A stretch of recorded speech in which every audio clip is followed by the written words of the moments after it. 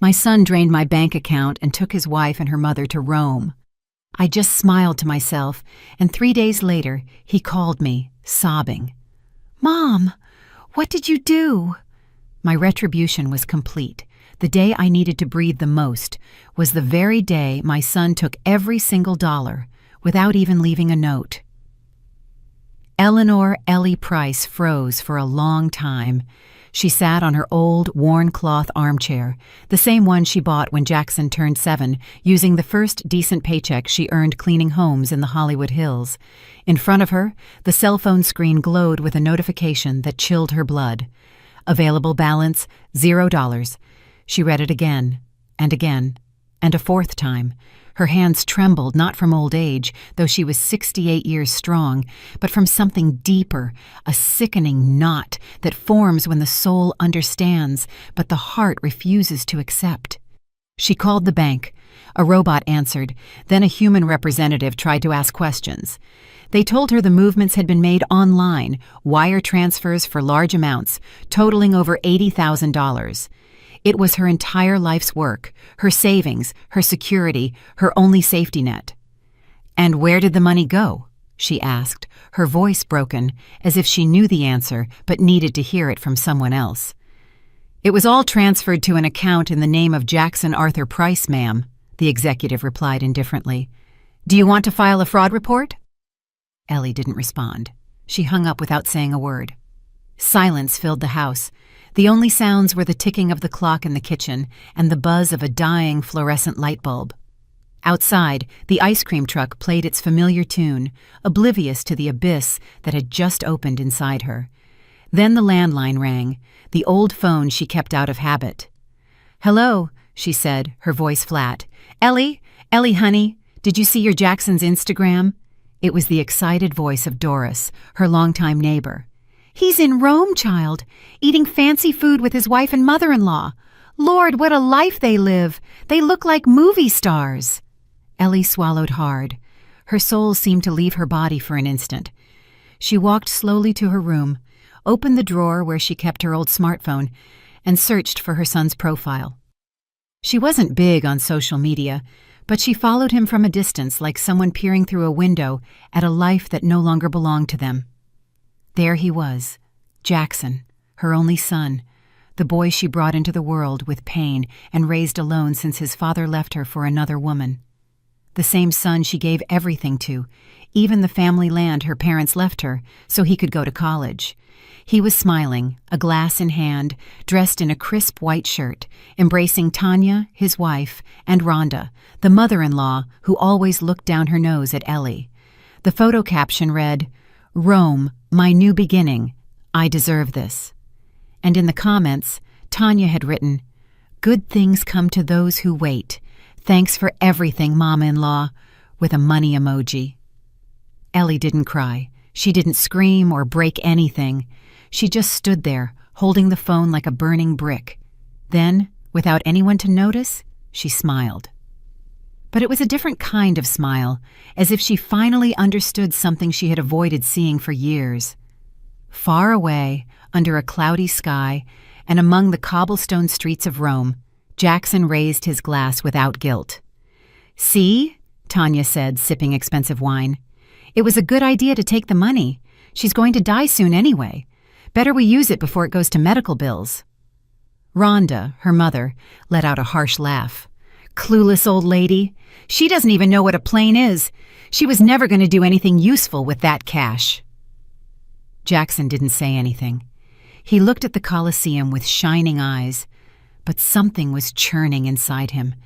But he kept quiet, just as he had learned to do since he was a boy and was hungry, and his mother would tell him, "Hold on, baby. We'll have it tomorrow." The walls of Ellie's house seemed older that night. Everything was in its place, but nothing felt the same. On the shelf were photos of Jackson, small, in preschool, in his first middle school uniform, the day he received his college diploma. Everything she had done, she did for him. At 18, she sold her engagement ring to pay for his high school. At 23, she gave him the family land her daddy left her. At 30, she helped with the wedding expenses, even though Tanya never cared for her. Ellie cooked for him, washed his clothes, and cleaned up after him, and he only drifted further away. "Mom, you don't understand this world," he'd say dismissively. "Things aren't done like they used to be. Tanya and I have big plans, and son, I'm part of those plans. You'll always be in my heart, Mama, but you can't be tied to me for life."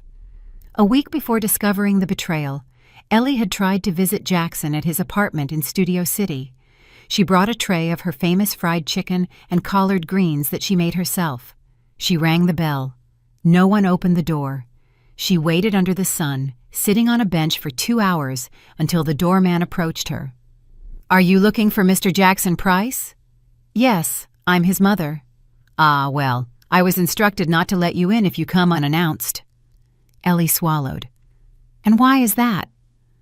"I couldn't tell you, ma'am, but that's what they told me." She walked back home.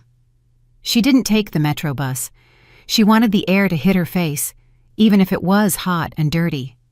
She thought of every meal she denied herself, every dawn she worked overtime, every penny she saved for her son. That same night, Doris came to visit. She brought pecan pie and coffee. "You've always been strong, Ellie. Don't let this break your heart. Jackson is young. Maybe he'll come to his senses." Ellie sighed, her gaze distant. "Do you think children ever regret it, Doris?" "Yes, of course they do. When their mother isn't around, they realize everything." "Well, I hope it's not too late when he realizes." "And what are you going to do?" Ellie looked up. In her eyes was something different, something that hadn't been there before. "I'm going to smile, just like they taught me." Doris frowned. "Smile? What do you mean?" "I've cried enough, Doris.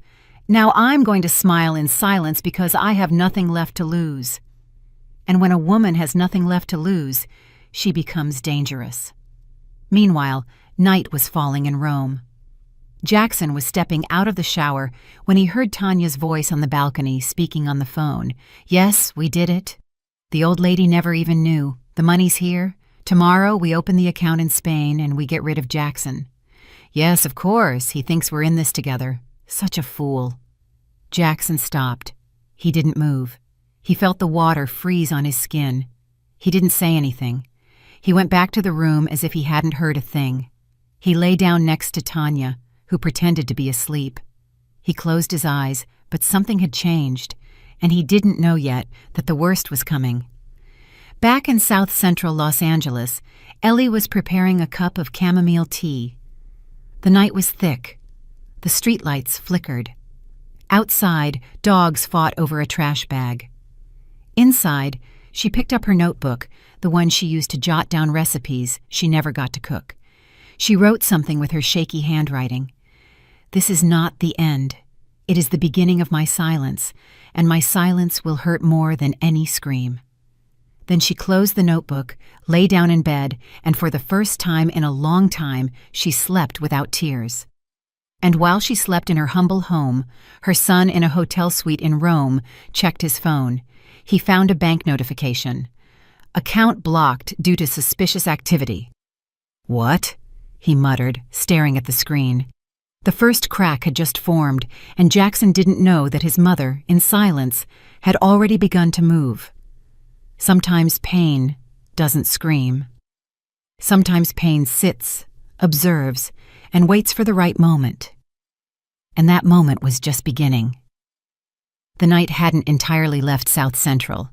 There was still that sticky humidity between the tin roofs and the broken sidewalks. Ellie got up at dawn, her bones creaking as they did every day. But this time, she didn't feel old. Something new was beating inside her. It wasn't rage or sadness. It was a determination her soul had never known before.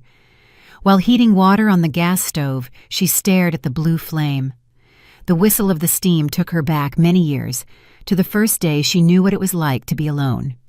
She was 14 when she started cleaning houses in the Brentwood neighborhood, a girl with badly braided hair, dark skin, and hands cracked by cheap soap. By that age, she knew the names of all the stain removers and how to fold a boss's shirts without wrinkling them. At night, when she returned home, her mother no longer waited up for her. She was already asleep. Her absent father had left with a woman from a bar. Ellie didn't cry, she just swallowed, and the next day woke up before the rooster crowed to go back to work. At 17, she got pregnant with Jackson. His father was a boy 3 years older than her. He promised they would marry, that he would get her out of that life. They lasted 8 months. The day he found out the baby was a boy, he disappeared. He left with a woman who sold cosmetics and never returned. Ellie didn't cry. She just clenched her jaw, adjusted her scarf, and went out to look for more houses to clean. She raised Jackson alone, carrying him on her back while she washed other people's clothes. When he started walking, she taught him to play with detergent caps as if they were toy cars. They had no toys, but they had stories. No refrigerator, but they had hot soup. No television, but they had songs she sang to him until he fell asleep. He was her whole world. When Jackson turned 6, one of Ellie's clients offered to pay for his elementary school tuition at a private school if she agreed to work full-time and live in. Ellie didn't think twice. She left her house, lived on the patron's rooftop apartment, and every weekend she crossed the city to see her son. She never arrived empty-handed, sometimes a new notebook, sometimes just a snack, but always with a heart ready to listen to whatever Jackson wanted to tell her. Years passed, and Jackson grew up. Ellie struggled to learn how to write her signature, her hand trembling, just so she could enroll him as the responsible party on school papers. She learned to read doctor's prescriptions and then bank statements. She couldn't write well, but she understood enough not to let herself be pushed around, or so she thought. At 16, Jackson told her, "Mom, when I make it big, the first thing I'll do is buy you a house where the cold doesn't seep through the walls." And she replied without hesitation, "Don't buy me anything, son. Just don't forget me." Then came college. Ellie sold the only land her father left her, a patch of earth in rural Georgia where she had always dreamed of building a small cabin. She sold it for less than it was worth because Jackson needed to pay the enrollment fee, and as always, she didn't hesitate. "My son is going to be an accountant," she proudly told her neighbors. "He's going to get out of this life." And he did get out, but not as she imagined. It was in his 3rd semester that he met Tanya, a girl with straight hair, long nails, and a magazine smile. From the first time Ellie saw her, she felt a pang in her stomach, not from jealousy or envy, but because this woman had the look of someone who only knew how to take, never to give. Tanya came from a family that pretended to have more than they did. Her mother, Rhonda, wore knockoff designer clothes and spoke as if she had studied in Europe. The first time they visited Ellie's house, they discreetly twisted their mouths. "What a lovely color the walls are! Very rustic," Rhonda said with a sarcastic tone. Tanya, seeing the kitchen, made a comment in a low voice that Ellie would never forget. "I don't know how Jackson grew up here. This looks like a shelter, not a home." Ellie smiled as always, but something broke inside her. Years passed, and Tanya gained ground. First, she asked that Ellie not visit so often, then that she not voice opinions on their decisions, then that she not attend certain family events because she didn't fit in. Jackson, confused and lovesick, slowly distanced himself. One night, already living with Tanya, Jackson visited his mother. It was the last time he did so without warning. She prepared him pot roast and gravy, his favorite meal. "Mom, Tanya says you're too involved in our lives, that you don't let us grow as a couple." "I just want you to be happy, son," Ellie said, watching her food grow cold. "I don't need you to take care of me anymore," he replied, as if that hurt her. "I'm a man now. And men forget who made them men." Ellie didn't cry. She just got up, cleared the table, and told him to take the rest of the roast with him. The following months were a parade of subtle dismissals. Tanya began managing Jackson's finances, convinced him to change bank accounts, and asked him not to tell his mother everything. According to her, Ellie was a limited woman who wouldn't understand modern life. Jackson, wrapped up in a mixture of ambition and emotional manipulation, agreed. Ellie began to notice things: a bank receipt that didn't match, a statement that never arrived, a life insurance policy she didn't remember authorizing. That's when she decided to talk to Walter. Walter was her first love, a childhood neighbor who had been a lawyer for decades and now lived alone in an apartment full of old papers and memories. She sought him out without telling him much. "Walter, how can I find out if someone is using my name for strange things?" "Are you in trouble, Ellie?" "No, but I feel like my son isn't my son anymore."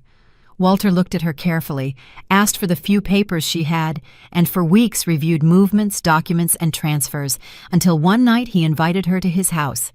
"Ellie, your son put you as a guarantor on a joint account. You didn't sign anything, but the signature is there." "But I don't know how to write more than my name." "They forged your signature, and they've been taking money out little by little for 6 months." Ellie said nothing. She took the papers, put them in her purse, and left in silence. That night, the pain didn't let her sleep, not because of the money, but because of the truth. Her son hadn't just been manipulated. He had become an active part of the betrayal. He robbed his own mother. In the following days, Tanya and Rhonda organized the trip to Rome. Jackson, without a stable job, sold his car and then suggested using Ellie's savings. "It's family money," Tanya said. "Besides, your mother isn't going to use it. Don't be silly. I don't know, it's everything she has." "And why is she hoarding it? You're her son. You're not stealing it. You're just borrowing it early." Jackson hesitated, but he did it. One night, from his home computer, he transferred all the money. He did it quickly, without much thought, like someone wanting to pull out a tooth without anesthesia. He finished, took a deep breath, closed the laptop, and didn't look back. Ellie discovered the betrayal the next day. She didn't cry, she didn't scream, she just wrote a sentence in her notebook. "My son didn't die, but the mother in me did." From then on, everything changed. Her body kept aging, but her spirit hardened. She began to walk differently, her back straighter. She started making calls, checking emails, visiting offices. Something was being prepared. While in Rome, Jackson walked the stone streets, believing he had won something. In South Central Los Angeles, his mother was weaving the web that would return everything they had taken from her. And Tanya? Tanya was already planning how to disappear without a trace. What Jackson didn't know was that Ellie was no longer the woman he remembered. That woman had died. In her place remained a wounded mother, but an alert one. And when a wounded mother awakens, there is no hell she is unwilling to cross. The betrayal no longer hurt. What hurt was the certainty of having been invisible, of having been used, of having been erased as if she had never mattered. But Ellie was not willing to disappear in silence, because what mothers keep quiet about can also kill. Ellie said nothing.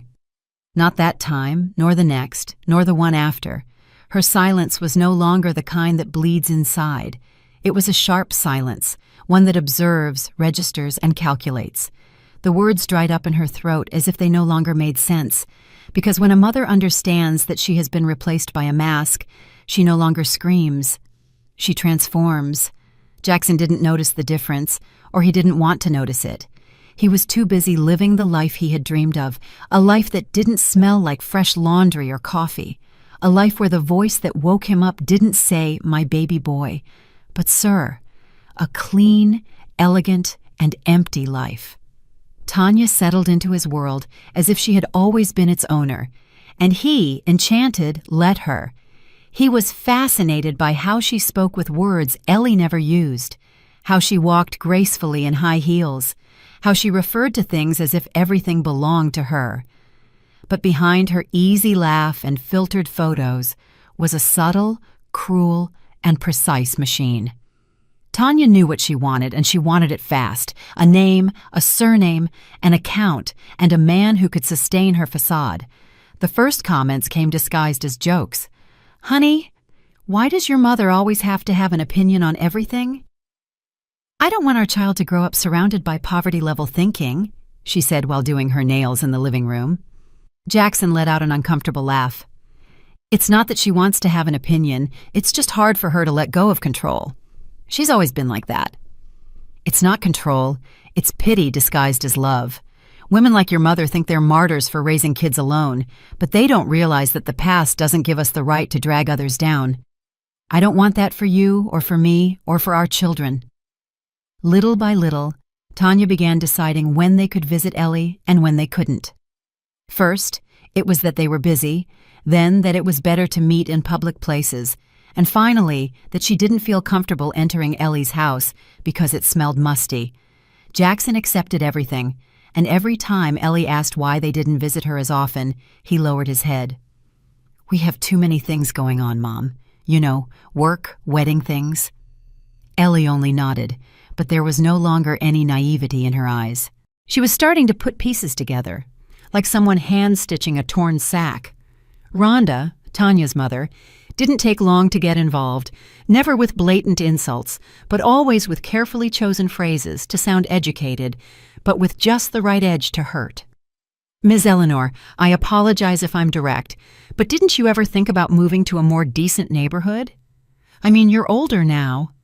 This area isn't safe for someone your age, and with that money you have saved, you could buy something better, right?" Ellie looked Rhonda in the eye. She didn't blink, didn't say anything, but something inside her crunched. That day, she understood that it wasn't that they wanted her far away. It was that they never wanted her close. One Sunday, during a family lunch organized by Tanya, Ellie decided to speak to her son.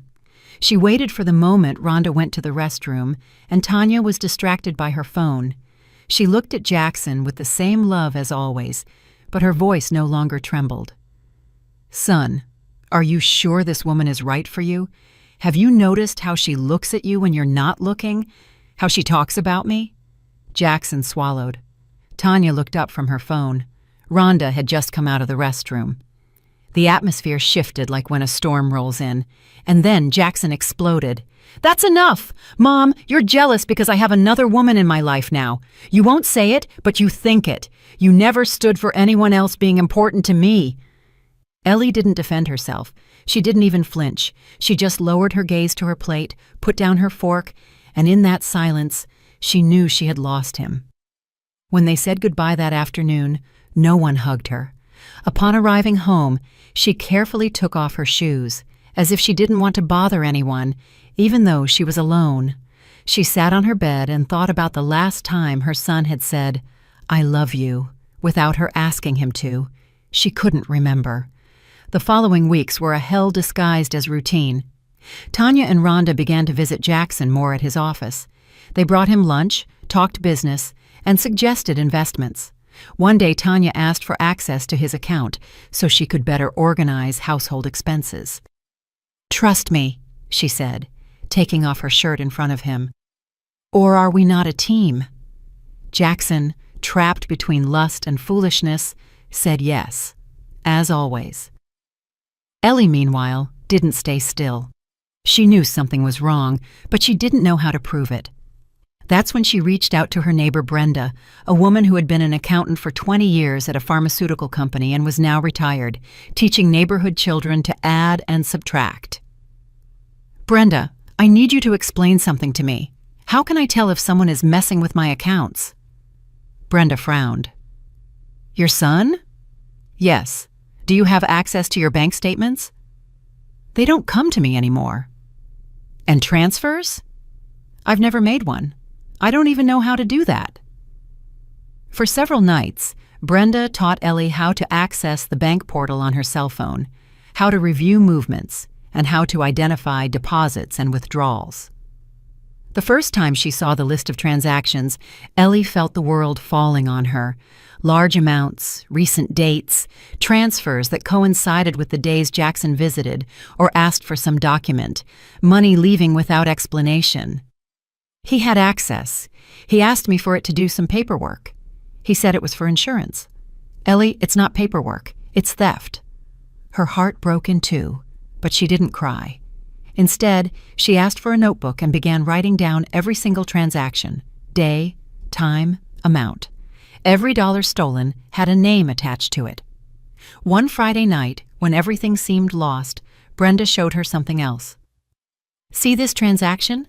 They signed your name here to activate a joint account, but the signature isn't yours. It's a crude copy." Ellie touched the screen as if touching an open wound. They didn't even bother to hide it well. "What are you going to do?" Ellie closed her phone, took a deep breath, and said, "Nothing. Not yet." Meanwhile, in Rome, Jackson began to feel uneasy. Not from guilt, but because Tanya no longer looked at him the same way. She had changed. She no longer kissed him with enthusiasm. She spent hours on her phone, laughing to herself. And Rhonda? Rhonda no longer bothered to pretend she tolerated him. One night he heard a conversation between them while pretending to sleep. "It's done. Why keep pretending? As soon as we get back, we're selling everything and ditching him. And if he finds out? He's slow. He won't even notice. And if he does, so what? The old lady is going to die anyway. Who is going to defend him?" Ellie, from Los Angeles, began to move with precision.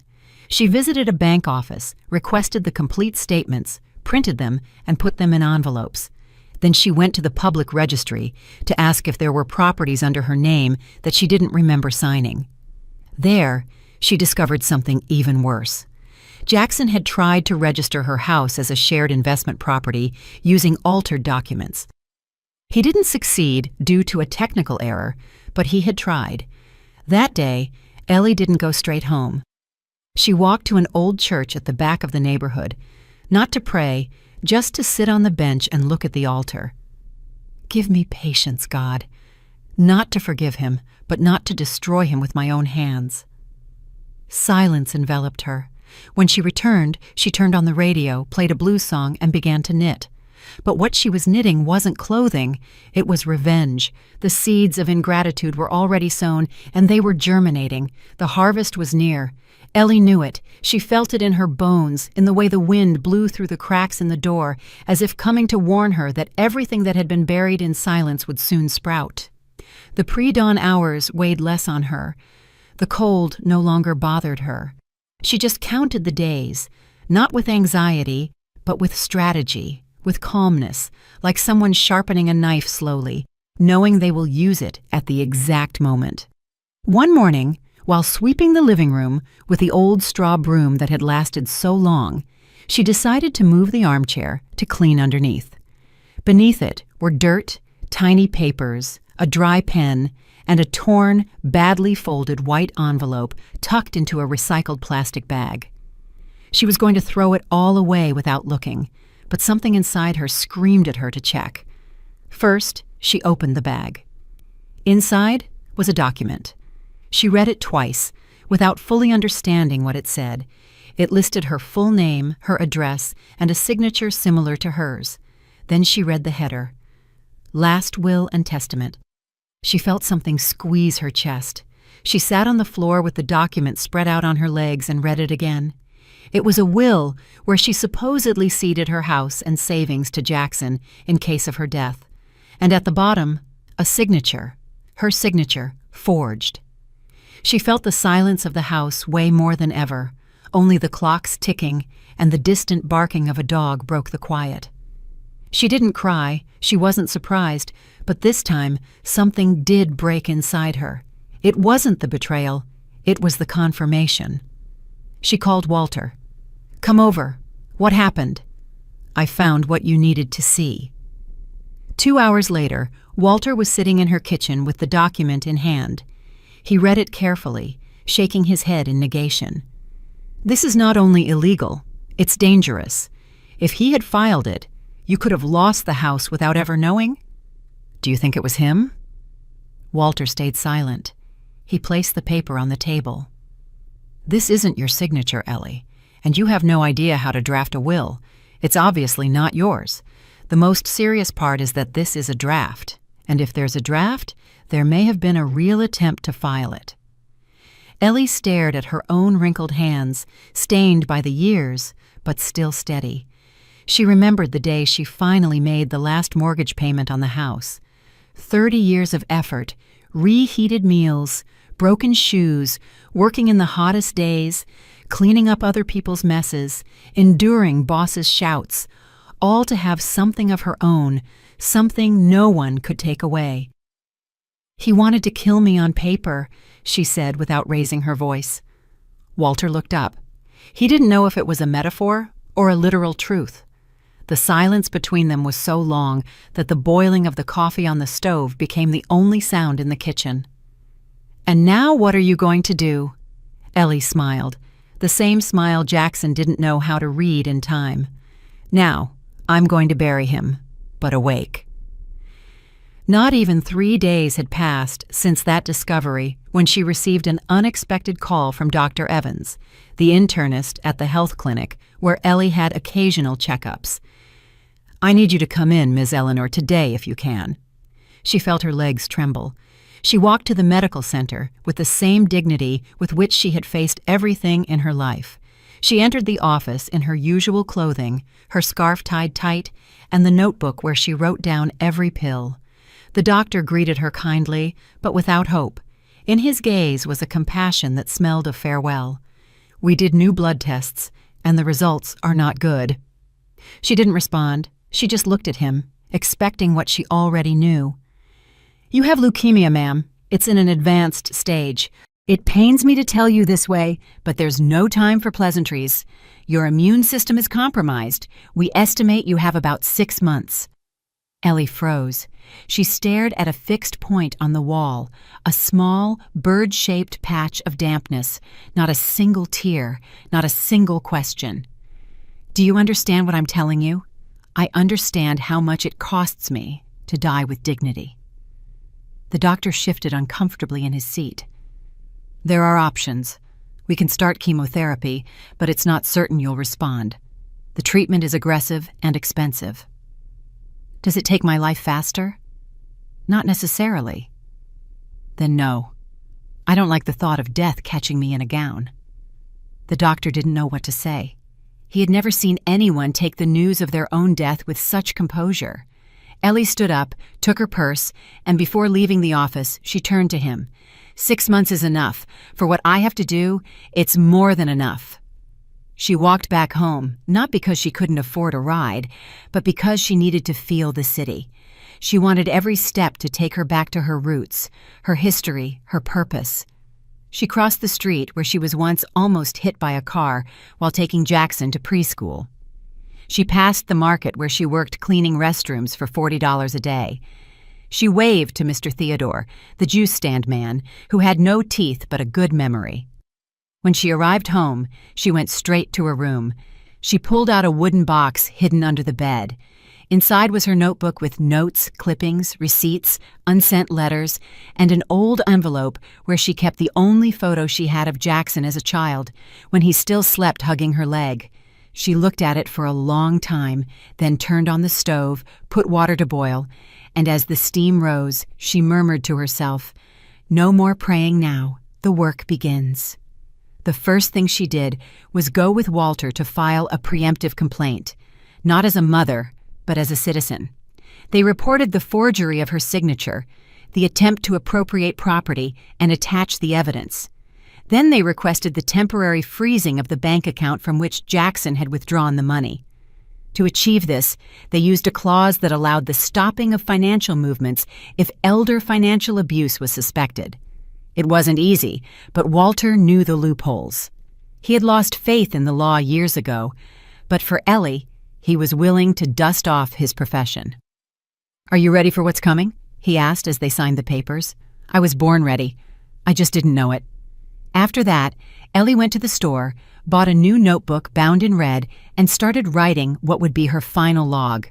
Not one for weeping, but one for documentation. On the first page, she wrote, "To my son, Jackson, I delivered you from my womb with pain.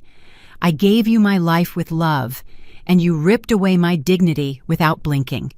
This is not revenge, it is justice, and justice is all I have left to die in peace."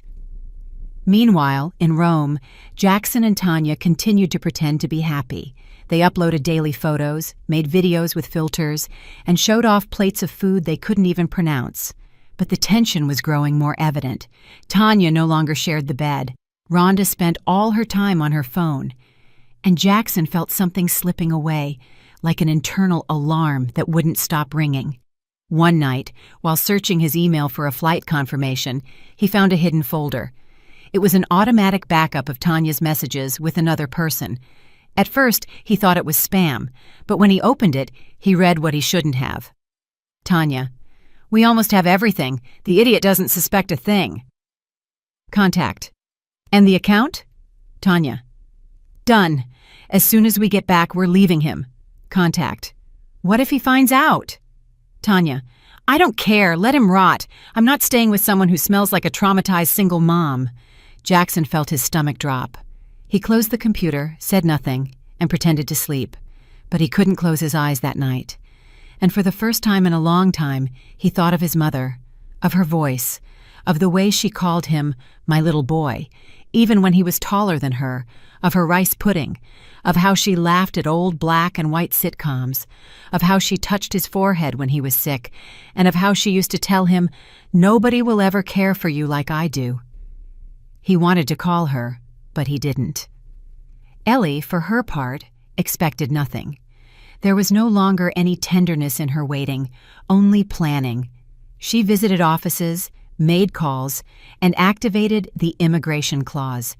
She declared Jackson's transactions as suspicious. The system was slow, but it activated. An international alert was issued for his return to the United States.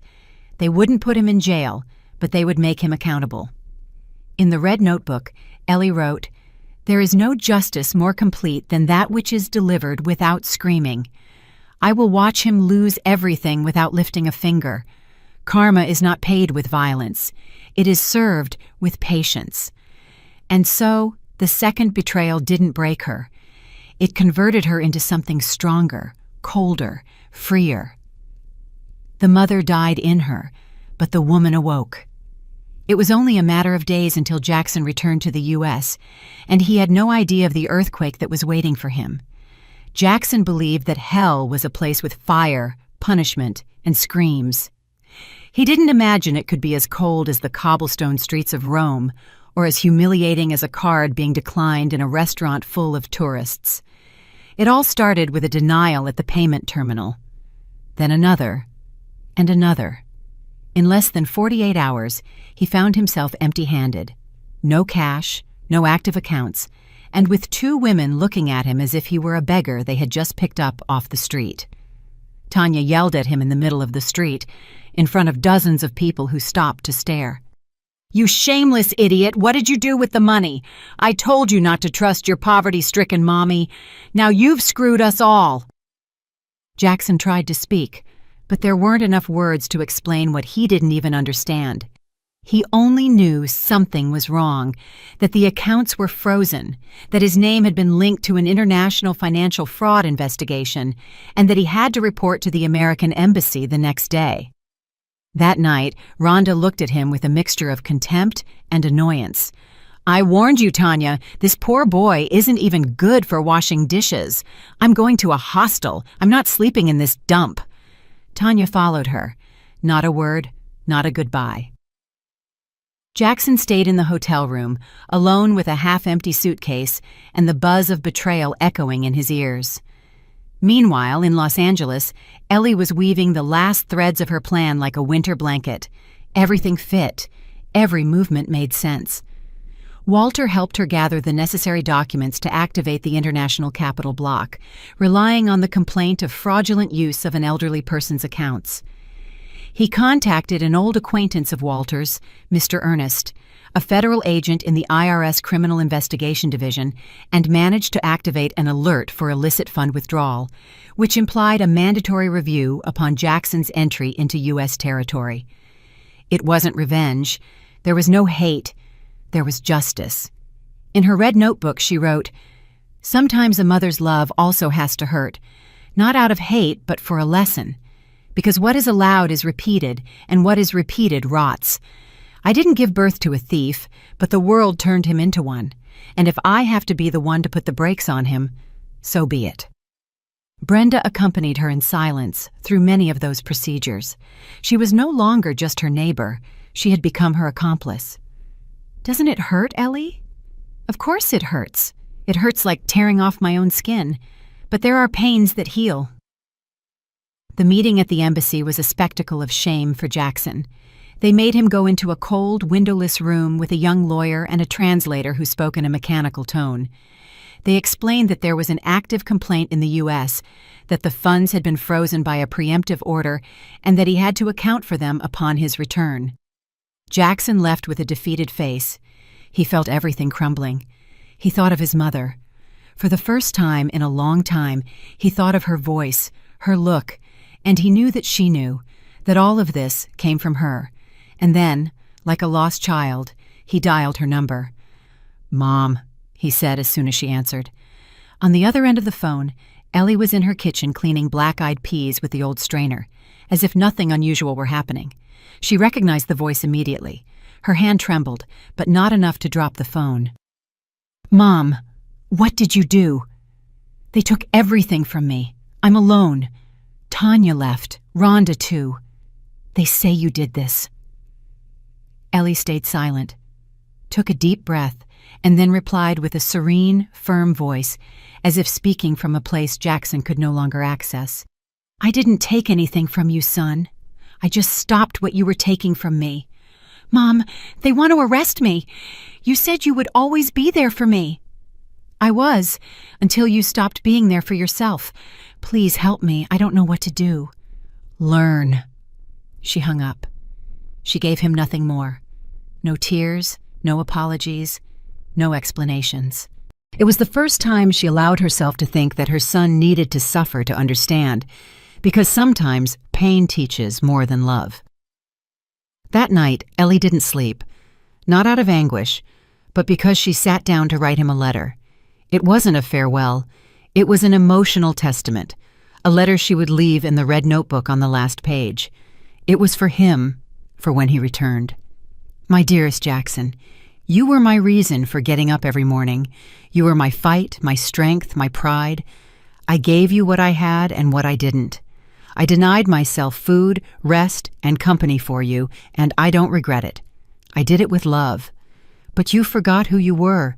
You surrounded yourself with ghosts in expensive perfume, and in their eagerness to kill me while I was alive, they forced me to wake up. I don't hate you. I couldn't. But I am no longer the woman who waits in silence for her son to remember her. Now I am the one who teaches you, even if it hurts. And if you ever truly repent, this letter will be here, not to save you, but so you can't say no one warned you." At the end of the letter, she drew a small heart. It was the sweetest thing she had left. Jackson wandered the streets of Rome aimlessly. He slept in cheap hostels. Sometimes he ate, sometimes he didn't. He had no one to call. Neither Tanya nor Rhonda answered. And he knew that his return to the U.S. wouldn't be a landing. It would be a crash. Finally, he took a return flight, scared, ashamed, with cold in his bones. He knew they were waiting for him, not with hugs, but with outstanding debts. Ellie, for her part, was ready. Her health was deteriorating, but her soul was clearer than ever. She had shaved her head before the chemo could take her hair. She did it in her bathroom with sewing scissors. She looked in the mirror and said, "Now I look like who I am." Walter accompanied her to her last doctor's appointment. The doctor confirmed that the cancer was advancing rapidly. She nodded. "You know," she said, "I was never afraid to die. What hurt me was not being able to leave in peace. But now I know I will leave with everything settled." That night in her bed, alone, Ellie felt a sharp pain in her chest. She doubled over, but she didn't call anyone. She just hugged herself, murmuring her son's name, not as a complaint, but as a farewell. The silence of the storm was just that, the exact moment before the collapse, the feigned calm that precedes the inevitable. But Ellie didn't fear the end because she had done what she had to do, and Jackson was about to face the debris of the life he himself destroyed. When the plane landed in the U.S., Ellie felt no emotion. She wasn't surprised by the captain's welcome or the strange language mixed with the airport announcements. She didn't care about the glass ceilings or the foreign faces. She hadn't traveled to admire anything. She had traveled to close a cycle, not as a mother, but as a witness. At almost 70 years old, her body was trembling, yes, but not with fear. The physical pain was already part of the scenery. What sustained her was purpose. She had sold a few things to pay for that ticket: the blender, the large mirror in the living room, and a ring she kept since Jackson was a child. She didn't regret it. The cost was insignificant compared to the emotional freedom she sought. At the airport, Walter was waiting for her. He had arrived a day earlier to prepare everything. He had pulled strings, processed the permits, and arranged for Ellie to be present at the embassy when Jackson testified.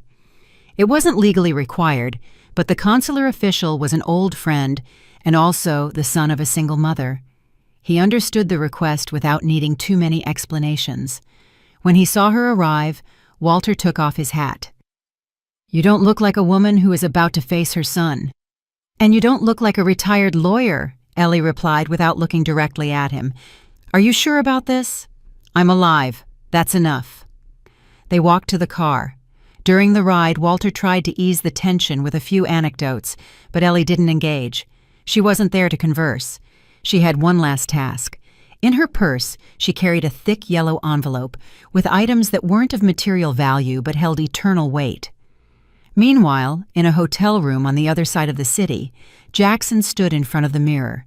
His eyes were sunken, his beard was messy, and his expression swung between exhaustion and panic. He was going to present himself at the American Embassy to sign an official declaration that would separate him from the joint accounts with his mother. But he also knew that by doing so, he would admit he had managed those accounts with false documentation.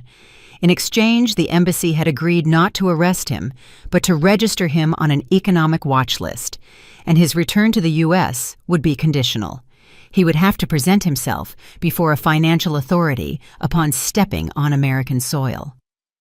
When he went down to the hotel lobby, he saw Tanya waiting for him. She wore dark sunglasses and a red coat that looked borrowed. Her face didn't reflect love or resentment, only convenience. "You're late," Tanya said with annoyance. "I didn't know you were coming. You also didn't know you were so useless. And here we are. What do you want?" "To see you fall." Jackson clenched his fists. What she said no longer hurt him. What hurt was having allowed himself to be molded by a woman who considered him disposable. Upon arriving at the embassy, the officials led them into a white, silent waiting room with metal chairs. Tanya chewed gum as if she were in a shopping mall. Jackson sweated. Every minute weighed like an hour. Then the door opened and Ellie entered. She wore a gray sweater, a long skirt, and a dark blue scarf over her shoulders. Her now sparse hair was covered with a black bandana. She walked slowly but straight. She held the yellow envelope in her hands. When she crossed the room, her eyes met Jackson's. He suddenly stood up. "What are you doing here?" he asked, his voice cracking. "I came to watch you sign, not as a mother, as a witness." Tanya let out a harsh laugh. How sweet. The old woman came to put on her final show. Ellie looked at her. Not with hate, but with pity. "You took everything she had," she said in a low voice. "But I taught him what he'll never have again, forgiveness." Tanya scoffed. "Forgiveness, ma'am? Your son is a failure. You raised a parasite." "No, I raised a good boy. You turned him into this and he let you do it." Jackson closed his eyes. He couldn't take it anymore. "Mom, I don't know when I lost myself." Ellie approached, handing him the envelope. "Here are your photos. The first ones, from when you learned to walk and write. Here's your first letter to Santa Claus. Once, you asked me for a bicycle, and I told you only if you got an A in math. And you did. I kept my promise, son." Jackson took the envelope, his hands trembling. "And here is also the letter I wrote you, not to save you, but so you can't say no one warned you." They sat down. The embassy official came in and explained the procedure. Jackson signed. At that moment, the camera of an American tourist waiting for his passport recorded part of the final dialogue. The images showed Ellie standing, her eyes moist, saying, "You were my life, but I was never yours. Today, I understand it. You weren't born to love me, only to serve as my mirror." The recording was uploaded to social media that same day. In a few hours, it went viral. People commented from all over. "That mother is a queen. That's how you teach a lesson without violence. Dignity doesn't age." Jackson couldn't lift his head. The official looked at him with compassion. "All done. You can go. Your mother, too." Tanya had already left. She didn't wait for anyone. She stormed off just as she had arrived, without apology, without a soul. On the way back to the hotel, Ellie and Jackson walked in silence down a narrow street in Rome. On a corner, she stopped. "This is where we part ways." "Mom," he tried to say, but his voice broke. "I gave you everything I had, even my silence. Now I give you the only thing you refuse to accept, the truth." "Will you forgive me?" "I already forgave you. The problem is that you haven't forgiven yourself yet." "Can I do anything?" "Yes. Live with what you did and make it count for something." Ellie turned and walked away slowly. She never saw him again. That night, Jackson opened the envelope in his room. The photos were yellowed but intact. The letter, written in blue ink, smelled of lavender. When he finished reading it, the world crashed down on him. He knelt on the floor and cried as he hadn't cried since he was a child, not from punishment, but from shame. And he knew he had lost something he couldn't recover, the dignity of a mother. And that justice, when it comes from the one who loved you most, is the hardest of all. Jackson returned to the U.S. in silence, without suitcases, without promises, without glory. He passed through customs like a ghost, no cameras, no family waiting for him, no one asking about him. The only things he brought with him were the yellow envelope with his childhood photos and the letter his mother had left him. The rest, he had lost everything. The Los Angeles airport felt grayer than ever. The air was heavy, dense, as if his guilt floated in the atmosphere. He had nowhere to go. Tanya wasn't answering calls. His mother-in-law had blocked all his contacts, and his former office colleagues pretended not to recognize him. He had been exposed on social media, mocked by thousands, branded as the ungrateful son who stole from his mother to take his wife and mother-in-law to Europe. He walked the streets of the neighborhood where he grew up. South Central was the same potholes, the same graffiti on the walls, the same street vendors selling goods at dusk. But something inside him was no longer the same. Every street had an echo, a memory, a reproach. He passed his old school. He remembered when his mother walked him hand in hand, her apron smelling of bleach and her shoes worn down. She always said, "You won't live scrubbing floors like me. You'll have your own desk and your suit." And he had it for a while, until he exchanged it for lies. Ellie was already back. She had returned alone. She didn't need company. She had lived her whole life in the company of her silence, and it didn't weigh on her. She settled back into her house with cracks in the walls, the same concrete floor, and the rocking chair that creaked when she swayed. She settled into her life like someone returning to the place they should never have left. Walter brought her medicine. Brenda prepared light soups for her. The closest neighbors looked after her in spontaneous shifts, not because she asked for it, but because dignity is also honored while one is alive. She became a neighborhood legend. Some children thought she had traveled to punish the wicked, others that she was a witch, others that she had faced the mob. Only a few knew the truth, and they said nothing. Ellie didn't speak much. She listened to blues music in the afternoons. Sometimes from the doorway, she watched the neighborhood children play. She laughed with them. She gave them lollipops, listening intently when they told childhood lies. She had recovered her peace, but not her strength. The cancer was advancing slowly but steadily. Every week she seemed more fragile. Her clothes were too big. Her hands trembled more, but she never stopped walking around her house. She never let herself fall. One Sunday morning, Jackson walked to the door. He carried a bag with donuts. He had spent the whole night wondering if he should go. He hadn't slept or eaten, but something inside him demanded it. He didn't expect her to open the door. He just wanted to see her, to see if she was still breathing. From the opposite sidewalk, he saw her sitting in her rocking chair. She wore an old sweater and a shawl draped over her shoulders. Her face was thin but not defeated. She smiled at some children playing nearby. One of them brought her a flower picked from the park, and she hugged him as if he were her own blood. Jackson didn't cross the street. He just watched her. He felt a knot in his throat, walked slowly, left the bag of donuts on the porch, and left. Ellie didn't look up, but she felt him. She didn't open the door. Not that day. Over the following weeks, Jackson returned, always at the same time. He left something: flowers, pastries, a note without a name. He never dared to knock. He never asked to enter. He had no right. He was just paying, without knowing if the debt would ever end. One night, Ellie picked up her red notebook, opened it to the last page, and with a trembling hand, wrote her final note.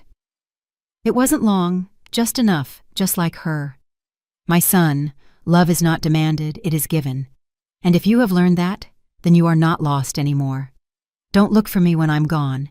I will be in every mistake you choose not to repeat, in every act of kindness you do without expecting anything in return. If you want to forgive yourself, start with others. And if you ever manage to see your mother in the eyes of another woman, don't fail her. That will be my redemption. She signed with her full name. She folded the letter, put it in an envelope, and wrote in black ink, "For Jackson." The morning she stopped breathing was bright. The sun streamed through the windows. On her lap were the red notebook, the envelope, and a blanket knitted by her own hands. The neighbors found her surrounded by flowers that the children had left. Her face held a serenity that few can fake.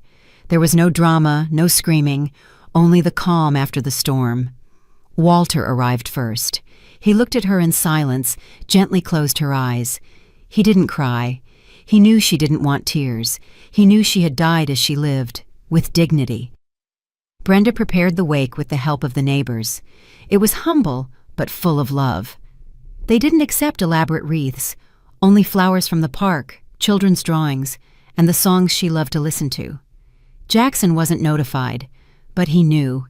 He knew the moment the wind changed and something in his chest went out. He ran to the house, saw the open door, and walked in slowly. There were candles in the living room. No one stopped him. No one hugged him. He went to his mother's body. He knelt down. He touched her hands. They were cold. Next to her, he found the envelope with his name. He opened it. He read every word aloud, alone, in a whisper. He cried, but not like before. He cried in silence, like her. In a corner of the room was an open wooden box. Inside, a photo of him as a child with a handwritten note on the back. "I still believe in you, son." Jackson took the photo, pressed it against his chest, then went out to the yard and sat in the chair where she used to sit. He looked up at the sky and understood that he had lost his mother. But perhaps he could still find himself. Days later, the neighbors said that the man who came with donuts stayed living in the house. He had no new furniture or luxuries, no visitors, only an old chair, a red notebook, and a photo on the shelf. Those who leave make space. Those who stay sometimes fill it with memory, and sometimes with redemption. Did you like the story, and which city are you listening from? Let's meet in the comments. If you liked the story, you can support me by sending a super thanks so I can keep bringing more stories like this. Thank you so much for your sweet support. I'm looking forward to your comments on the story. On the screen, you can see 2 new life stories that I highly recommend. There's so much more on my channel. Don't forget to subscribe. See you in the next life story with love and respect.